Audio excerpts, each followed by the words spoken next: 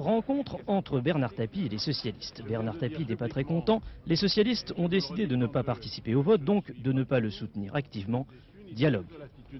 Évidemment, j'aurais préféré que ce soit... C'est une mascarade. Mais c'est ce que je viens de dire. C'est une mascarade. Non, mais tu vois, On ne veut pas être instrumentalisé. Ils ont essayé de nous instrumentaliser. L'affaire en restera là. Bernard Tapie ne veut plus polémiquer. Il faut dire que dès le départ, les choses semblaient plutôt mal engagées. Petit retour en arrière, avant même que la séance ait commencé, les dés semblaient jetés, et ce n'est pas du côté du Parti socialiste que le patron de l'OM comptait ses plus farouches adversaires. La preuve. Mon sentiment est qu'il y a une immense majorité à l'intérieur du groupe RPR favorable à la levée de l'immunité parlementaire. Le député est un justiciable comme les autres. En conséquence, la levée de l'immunité parlementaire tient à la teneur du dossier. Et nous levons cette immunité parlementaire aujourd'hui. Dans ces conditions, Bernard Tapie n'avait pas grand-chose à espérer, alors il a contre-attaqué.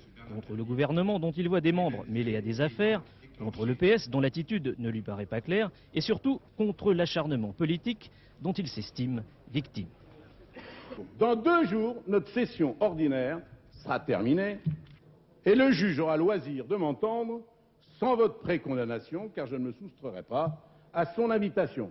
Que signifie cette précipitation? Il faut continuer le lynchage de celui dont le résultat dérange, bouleverse une distribution politique qui était tellement bien calée vers une élection présidentielle sans surprise.